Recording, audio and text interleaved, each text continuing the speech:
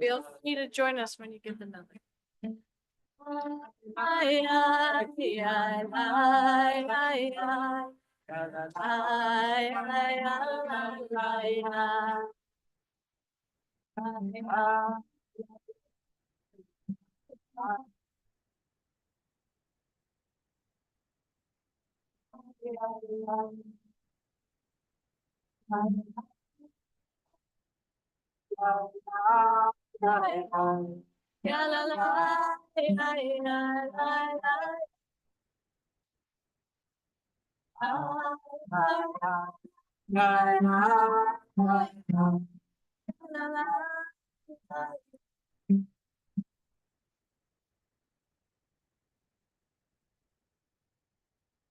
Welcome. Thank you all for coming. A word from Ecclesiastes to start us off.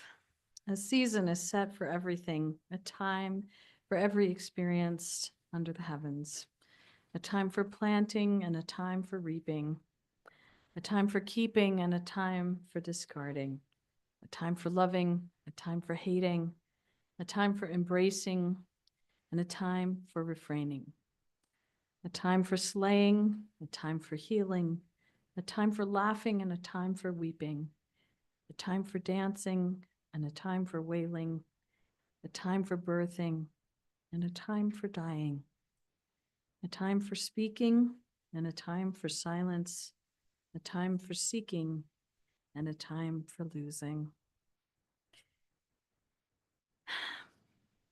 Today is the time that we gather to remember Faye Lindenbaum, a woman who lived life to the fullest and led her students and her loved ones to experiences they never would have had without her. To all of you who just came in from the family room with me, her family by blood, her family chosen through unconditional love, it has been moving to me to witness your loving accompaniment of Faye in her final weeks. She loved you all so, so much. As I visited with Faye and we talked about what she wanted for this service, she was very clear, as I understand she often was throughout her life, very decisive about music as an essential element. And she particularly wanted her cousin Hal to sing the song Blackbird. So I'm going to invite you, Hal, to come up and do just that right.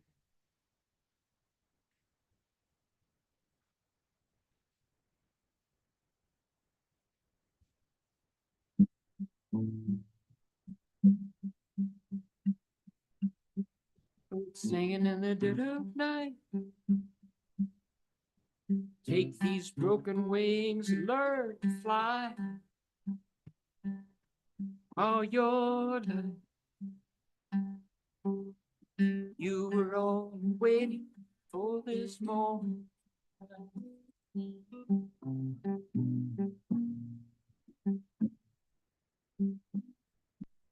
Blackbirds singing in the dead of night. Take these sunken eyes and learn to see, learn to see. Said all your life, you were all waiting for this moment to free. Blackbird fly, blackbird fly into the light of the dark night. Singing in the dead of night. Take these broken wings and learn to fly, fly. Set all your life, you waiting for this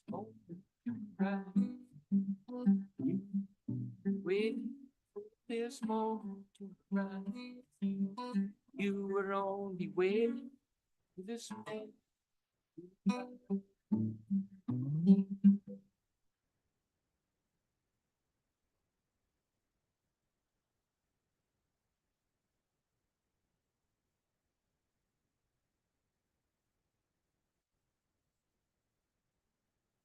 The most important part of what we're doing here today is to remember Faye, to honor her, and um, and to keep learning from her life.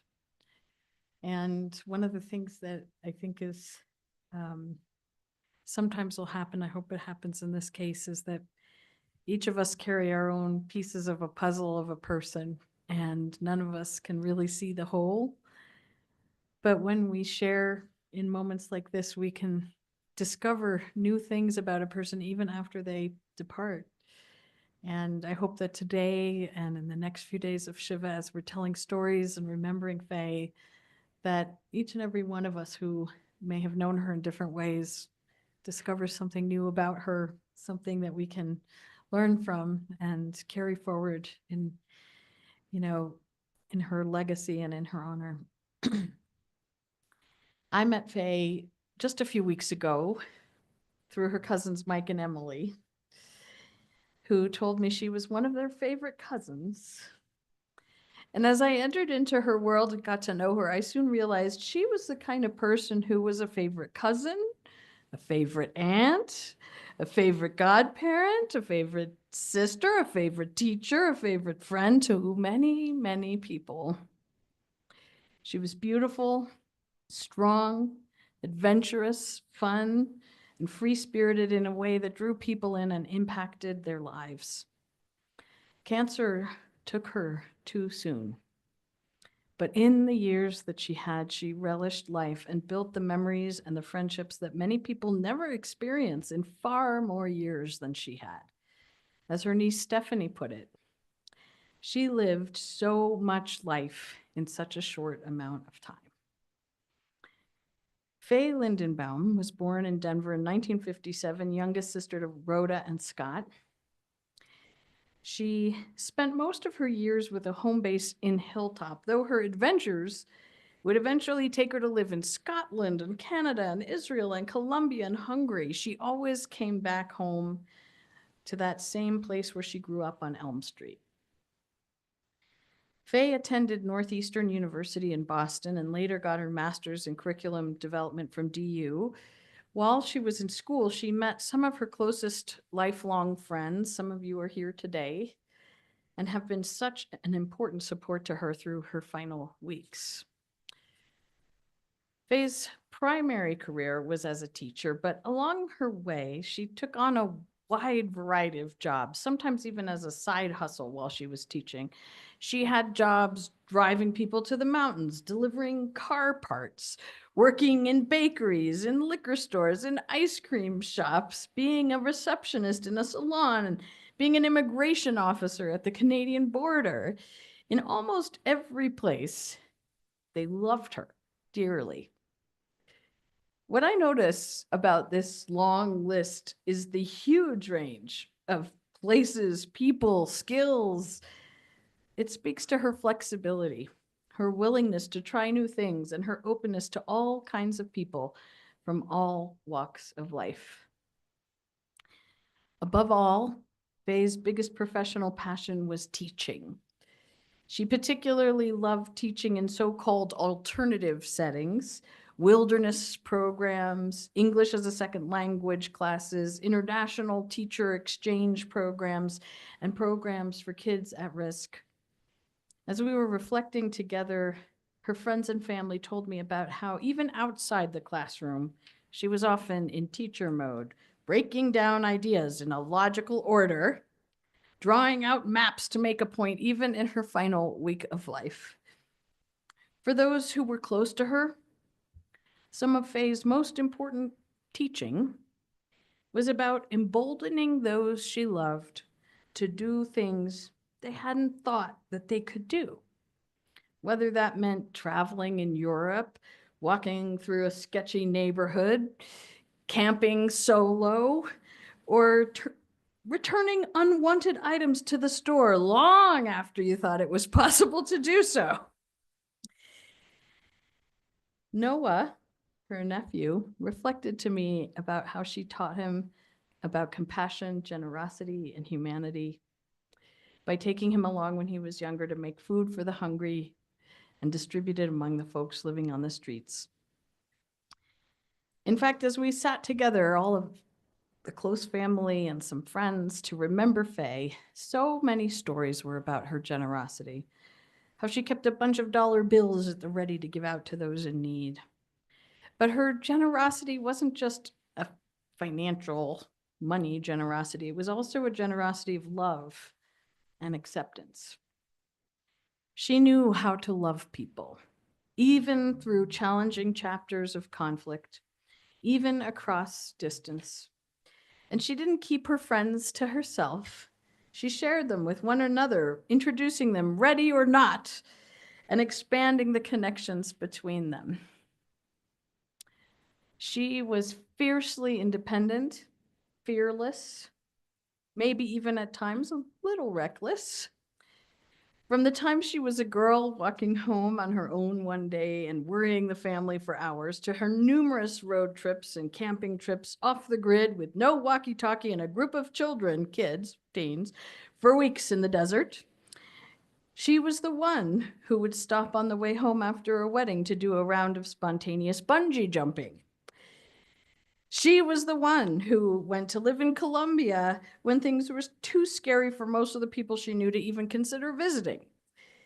She was the one who had more speeding tickets than anyone else, even though she had no hesitation to give everyone else a hard time about their driving habits. As her brother-in-law Mark put it, she was a bohemian in the best sense, an inspiring example of personal freedom. Others in the family said it this way: she did whatever the hell she wanted. And what she wanted was a life of love, adventure, fun, and generosity. Faye Lindenbaum was courageously, lovingly, unapologetically herself. And in this way of living, she taught those around her to accept themselves, to laugh, to love, to appreciate the beauty of the world. In knowing her, even now, in remembering her legacy, especially now, Faye is still teaching us all how to really live while we are blessed to be alive. Zichrona livracha. May her memory be a blessing to all of us who remember her. So I've been given a few words from friends. I'm going to read from one friend who's in Berlin, Sibylle, and then we'll continue to hear other memories from some of you here, and interspersed with one more message from a distant friend who couldn't be here in person. Lovely Faye, I hope that you've had a smooth passage and are at peace now and surrounded by light. I hope that you've made it home peacefully, as the ladies were singing for you just a few days ago. Friendship is happiness. Happiness is friendship. This is what our friendship has been to me. Your friendship was a reliable component of my life, even when there were long spells of time in which we were not in touch, and thousands of kilometers and a big ocean between us. Your friendship has been very special and very loving. I loved your great sense of humor. It never failed, sometimes a bit dry, but always present. I loved your generous kindness and friendliness that made you ask homeless people what kind of soda you could get them and when it was utterly hot outside, or which made you always have change in your car to give to those who needed it most. I will not forget the sweet, gentle, and cuddling tone of your voice when you woke up in the morning or when you talked to Gatsby or to my daughter Elizabeth. Sometimes I had to take a deep breath when you asked what needed to be asked. Utterly direct, never offending, but addressing issues that many of us would have felt shy or irritated about. However, by directly asking, you made people think and explain what they had inside themselves. You created trusting and meaningful conversations. You connected people. I liked that you always had a plan, knew the direction, thought of what to do next. You introduced me to some of the most beautiful landscapes and sceneries of our planet has to offer. Beautiful beaches on Hawaii, the Rocky Mountains with snowshoes and hiking boots, always chatting for hours while on our way. You taught me that the bark of trees can smell like vanilla and cinnamon, and I will never forget the name of that ponderosa pine tree either. I remember stunning sunrises in Monument Valley and the howling of the coyotes under the star-covered sky in the desert, and trillions of shooting stars in the desert of Sedona. For more than 30 years, your friendship has been a very special gift. When I go to the other side myself one day, I will look for you, and I know I will find you surrounded by light, by laughter, and the excited chattering of many loving friends and family. I know you will be okay. Thank you for your love. So now I'd like to call up Dee, who's another close soulmate friend.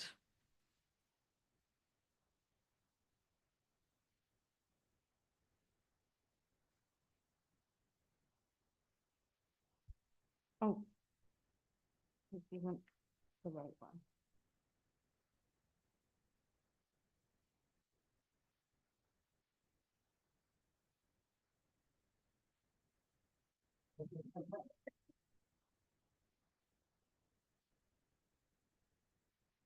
Faye and I met in 1975 and became close friends in 1978 at Northeastern University in Boston.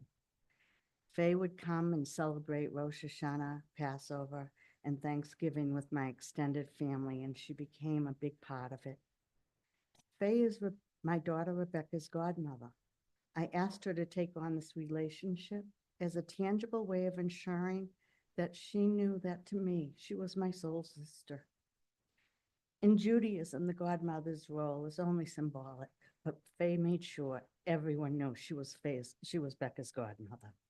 She intentionally established a relationship with each of my children, who are now adults, but with Becca, it was deeper and extra special.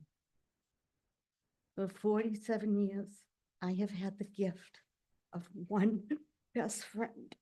I'm gonna do it. Our friendship deepened my life. With Faye, I was free to share my life, my family, my children, my dreams, my fears, my anger, my heartaches, and my joys. And she encouraged, supported, accepted, and loved me through them all.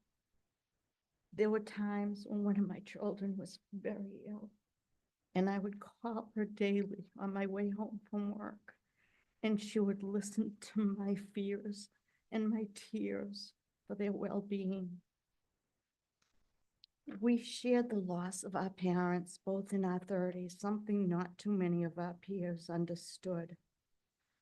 But mostly, we were two distinct and different souls who loved and accepted each other on a level so deep that most are not lucky enough to experience. Our friendship made me better. We created a purposeful commitment to loyalty and to consistently connect. We processed our lives, disclosed our struggles, encouraged and prayed for each other, confessed our sins and secrets, and pulled each other closer to God and to Judaism. Faye, I am so glad your pain is over. Those of us, and there were many, who had the honor of caring for Faye can attest that she left this earth knowing she was loved by friends all over the world, and she did not make this last trip alone. Faye, I want to thank you for honoring our friendship and sisterhood by allowing me to accompany you on your last journey. As I told you 20 years ago, that as long as I was alive, you would not be alone. You love to listen and to talk. Continue to listen, because I'm going to continue to share my life with you. Through all of this, I've learned there's nothing better than a true friend. And for one last time, Faye, I leave you with a smile, many tears, and a touch of sadness until our souls meet again and our hearts are reunited. You will forever be my best friend and soul sister.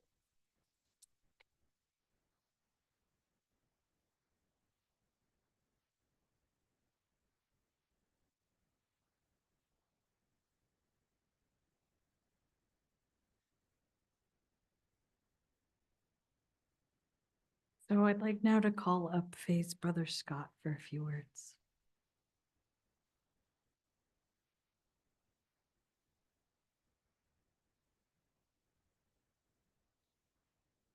I have many memories of Faye, but a lot of people say they can remember their birth. My first memory was when I was 3 years old, and it was Faye coming home from the hospital with my mom. Over the years,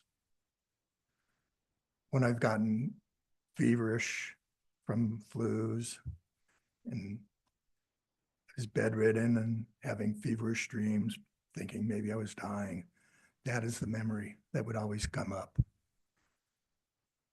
And I suspect that will be one of my last memories.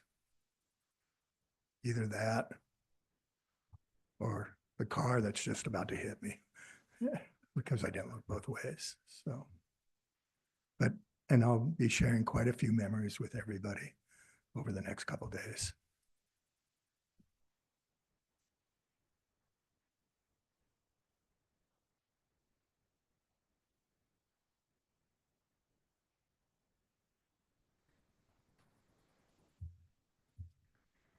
This is another message from Steve. Is it Steve? Steve Kress. Faye, you were too wonderful a person for the world to have lost you so soon in life. You gave your life in service to thousands of young people to whom I am sure you made an important difference.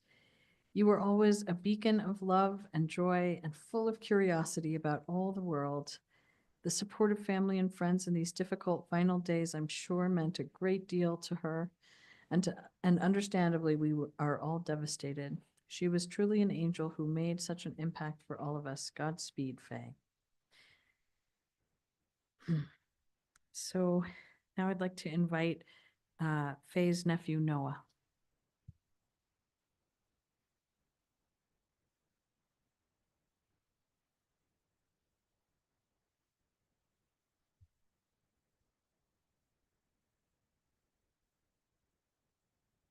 You all know the person we're here today to honor as Faye.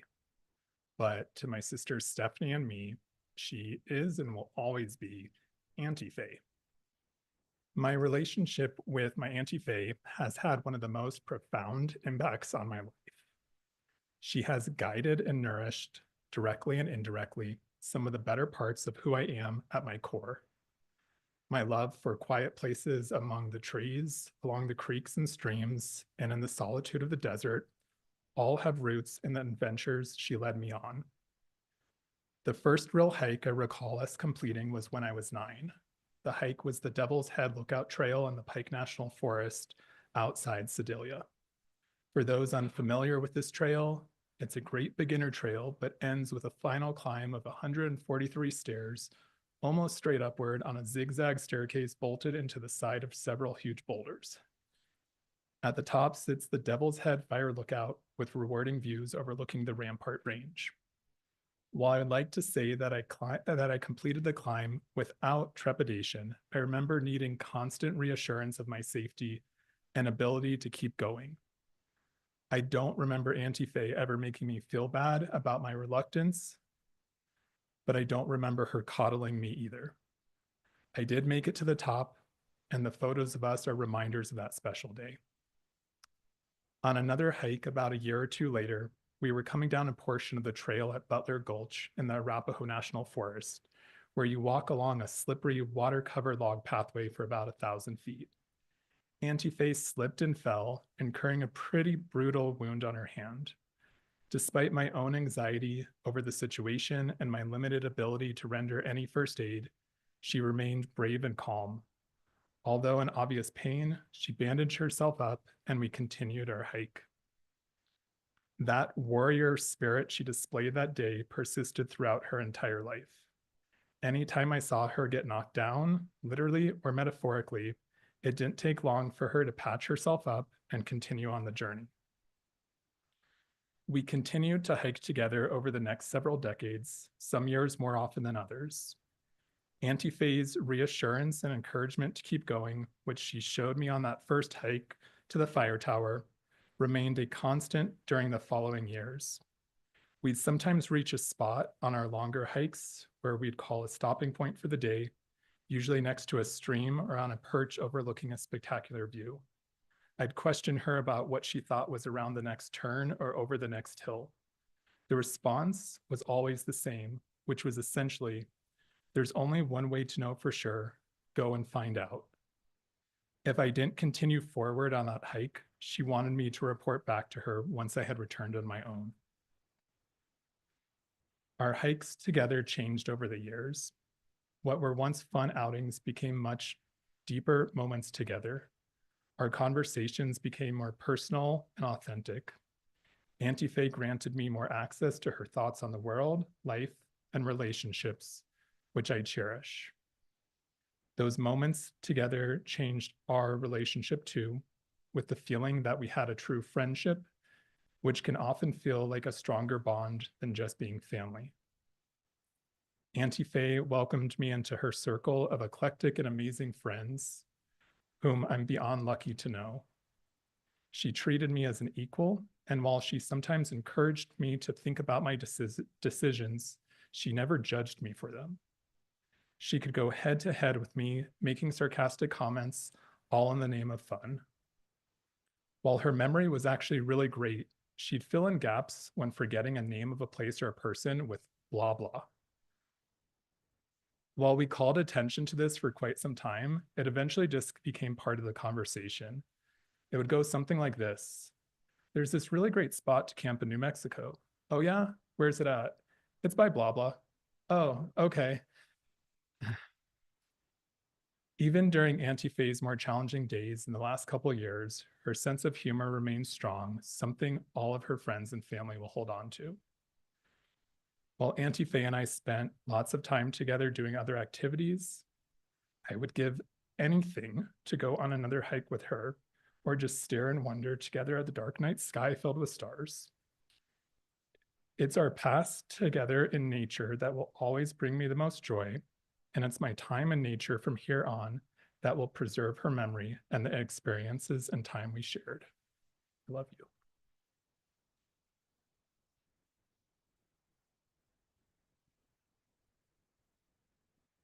Now I'd like to call Faye's sister Rhoda.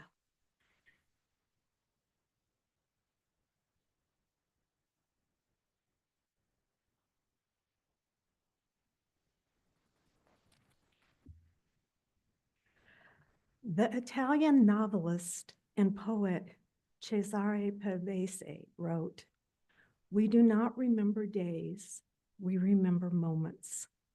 And thus, I'd like to share a few moments that I have had with Faye. When Faye was born on July 17th, 1957, I had just turned 8. I was away at camp in the mountains near Idaho Springs. I recall one of the counselors escorting me to the wall phone in the lodge kitchen because there was a phone call for me. My father was on the other end of the line telling me that my baby sister was born. Even at 8, I was so happy that I cried. Throughout our childhood, Faye and I always seemed to get along. I don't recall us ever being angry with one another during those times. And when I mentioned this to her a few weeks ago, she said she had been thinking the same thing. Thanks to Scott, Faye and I banded together to protect ourselves against our brother's torments. Being 8 years apart, We eventually lived rather separate lives once I went away to college. When I got married, Faye had just finished high school, and then she was off to college in Boston. Our lives continued to diverge, with Faye making new friends and having new experiences. The same year that our daughter Stephanie was born, Faye graduated college. Faye's biggest passion was travel. She traveled to every continent except Antarctica, which she said skipping Antarctica was fine by her. She developed many more new friendships, and she reconnected with cousins along the way. To recently see the number of friends she had, some from as far back as elementary school, was wonderful. She told me that at one point in her life, she had felt as if she was alone, and that feeling forced her to reach out to others in friendship. After both of our parents had passed, Faye returned to 220 Elm Street. And although she continued her wanderlust, our paths once again became intertwined. Faye could never remain at home more than 3 weeks at a time. So if she wasn't traveling to the coasts or some other country, she would travel the West, Arizona, New Mexico, and Colorado, with the deserts, the mountains, and the hot springs her favorite destinations. When she was home, though, we would get together, perhaps to go shopping. Now remember, we did not come from a wealthy family, and all of us worked hard in our chosen professions. So shopping did not mean going to Neiman Marcus, but rather to Big Lots, the grocery store, or World Market. We always had fun finding something that we thought we needed, and we always seemed to find some candy. Which leads me to tell you about Faye and candy. When she was little, our family always said Faye could smell where the candy was in our home. And in her home, she always had a variety of candy with a jar of it near the front door, so that when you left, you would have something to tide you over. So when you leave the chapel today, you will find some candy waiting for you. Please pick up a piece or two and let the sweetness remind you of Faye. Over the years, I've enjoyed watching Faye develop a very special bond with her nephew, Noah, and more recently with Sarah, Noah's significant other. They have shared many interests and experiences with Faye. Faye has always wanted to hear reports about her niece, Stephanie, and her grandniece, Lola. As I indicated earlier, Faye loved to travel, but this came to a screeching halt due to metastatic melanoma, which required her to enter hospice at home and eventually as an inpatient.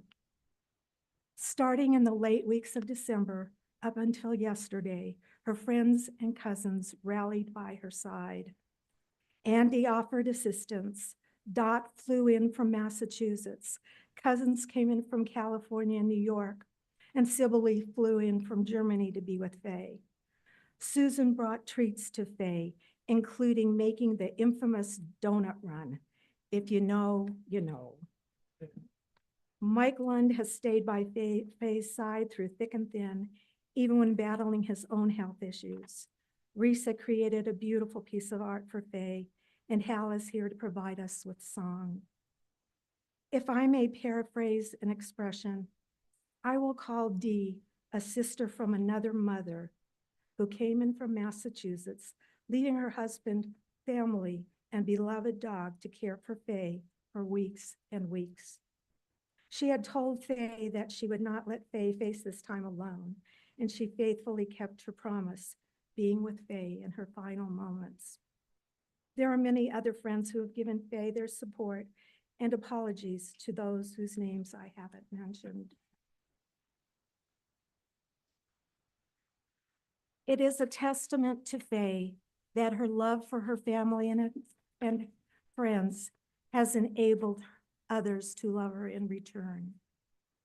The author Tom Robbins died the day before Faye.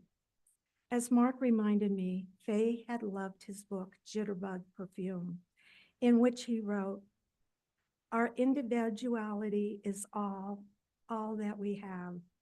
There are those who barter it for security, those who repress it for what they believe is the betterment of the whole society. But blessed the twinkle of the morning star is the one who nurtures it and rides in it, in grace and love and wit, from peculiar station to peculiar station, along life's bittersweet route. They always loved the journey. So fly safely among the stars, my little sister. Little Fagala, little bird, fly safely."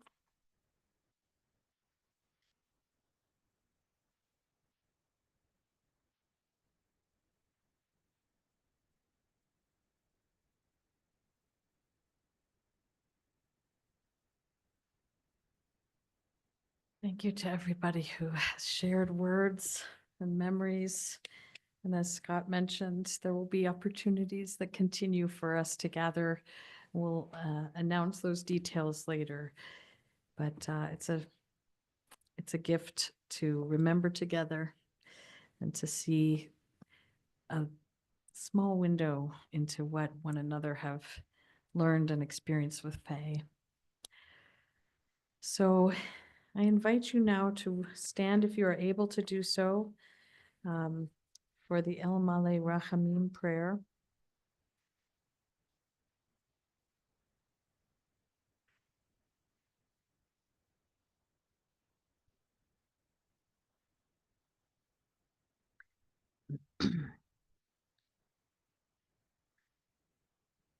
El Male Rachamim Shochen Bamromim Hamtzei Menucha Nechona Tachat Kanfei HaShechina B'malot Kedoshim U'Taorim Kezohar Harakia Mazirim Et Nishmat Fegel Chana Bat Lea Rivka Ve'Yankel Shelcha Le'olamam Began Eden Tehei Menuchatam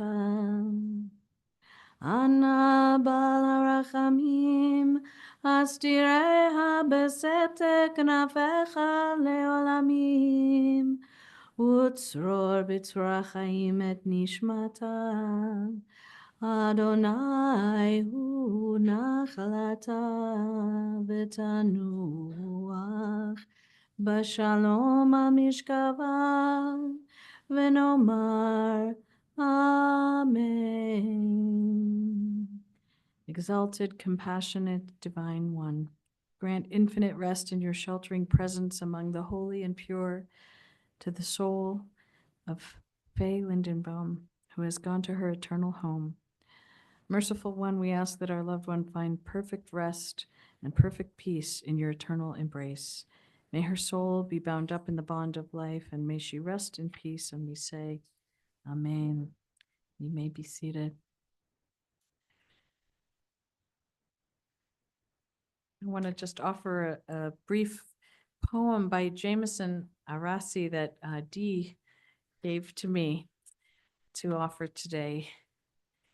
Grief doesn't mean we are left with nothing. It means we carry forward everything. Their laughter, their passion, their joy. We become the living continuation of their story. Their light now shines through us, keeping them alive in the world. Their love endures, not fading, but fueling everything we do moving forward. And I'd like to call Hal back up here to sing with me Esa Einai, part of Psalm 121 that refers to the strength we draw from the mountains.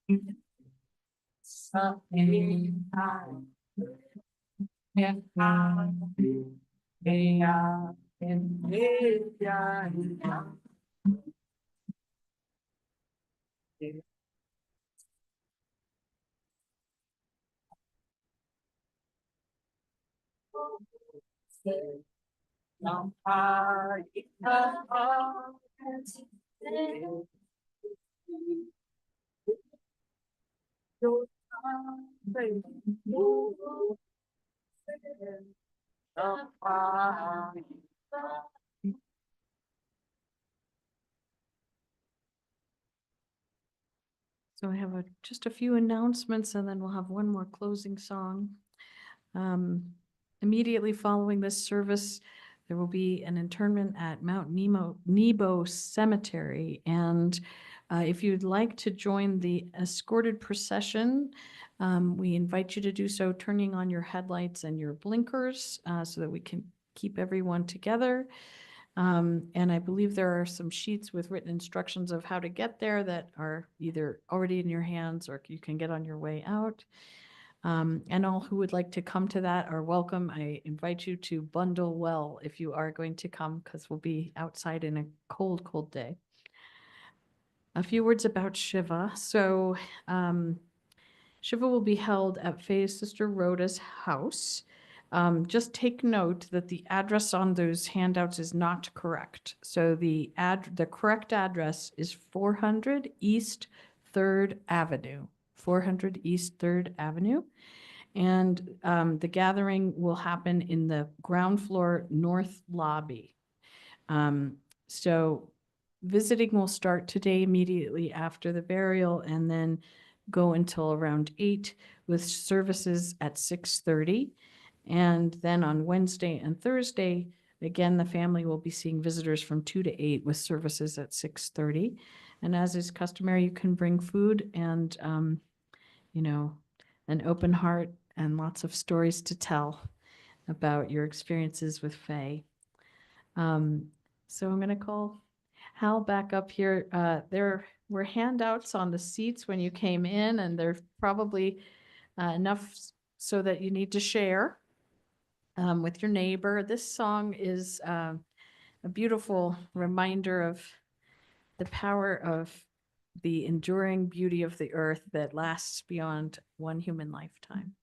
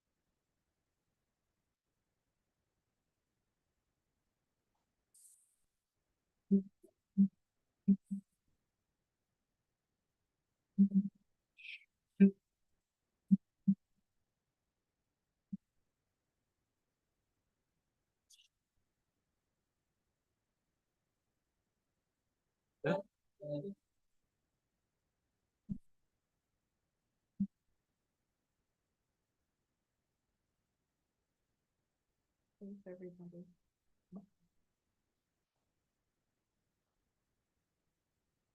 Thank you, Rabbi. This does conclude the portion of our service here at Feldman Mortuary. Like Rabbi said, we will have an escorted procession to Mount Nebo here in just a few minutes.